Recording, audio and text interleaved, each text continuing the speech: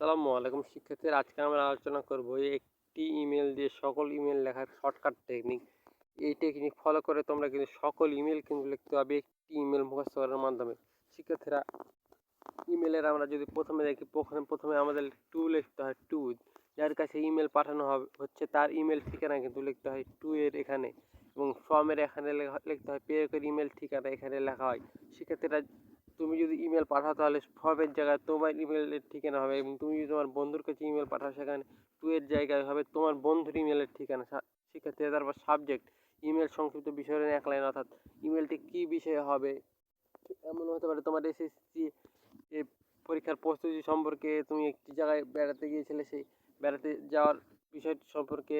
তারপর সেন্ট, এই অংশটি স্বয়ংক্রিয়ভাবে যুক্ত হয় ইমেল প্রেরণের সময়।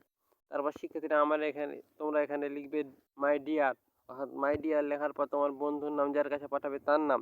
তোমরা পরীক্ষার প্রশ্নপত্রে যে নামটি দেওয়া থাকবে সেটি কিন্তু এখানে দিবে শিক্ষার্থীরা। তারপর ইমেল শুরুতে নম্র ভদ্র কিছু কথা লিখতে হবে শিক্ষার্থীরা।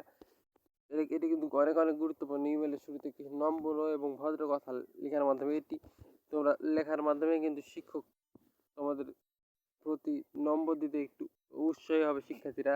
প্রথমে আমরা এখানে দেখতে পাচ্ছি লেখা রয়েছে, I have got your email just now, thank you very much from the core of my heart for your sweet note, I am very well, I hope you are also well and heartly by the grace of almighty আল্লাহ।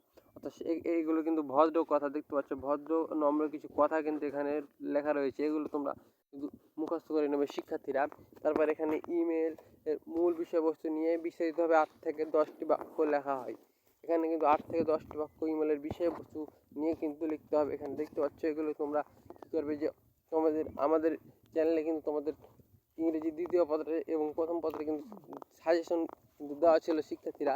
সেই সাজেশনের যে ইমেলগুলো রয়েছে সেগুলো কিন্তু তোমরা এখান থেকে পরে যে ইমেলগুলো রয়েছে সেই ইমেলের এই কিছু 10 থেকে 8টি থেকে 10টি লাইন কিন্তু তোমরা ইমেলের মধ্যে থেকে কিন্তু পরে মুখস্থ করে গেলেই কিন্তু এটি তোমরা লিখতে হবে শিক্ষার্থীরা। তারপর এখানে আমরা দেখতে পাচ্ছি, এখানে লেখা রয়েছে নো মোর টুডে, অর্থাৎ এগুলো লেখার পর তোমরা লিখবে no more today, I will meet will within a very short time, you must take care of your heart health with best wishes to you.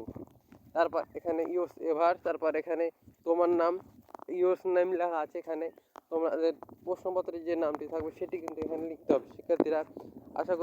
আশা করি এই ভিডিওটি থেকে তোমরা উপকৃত হবে। এখানে দেখতে পাচ্ছ ইমেল ফরম্যাটের একটি লেখা ইমেল এখানে দেখতে পাচ্ছি। এখানে দেখতে পাচ্ছ একটি ইমেল ঠিকানা দেওয়া আছে, তারপর আরেকটি ইমেল ঠিকানা কিন্তু দেওয়া আছে শিক্ষার্থীরা। তারপর আস্কিং ফর মানি, অর্থাৎ এটি কিন্তু ইমেলের সাবজেক্ট শিক্ষার্থীরা। তারপর এখানে দেখতে পাচ্ছ সেন্টের জায়গায় কিন্তু ডেট হবে শিক্ষার্থীরা। তোমরা যে কোনো একটি ডেট কিন্তু দিতে পারো পরীক্ষার সময় লেখার জন্য।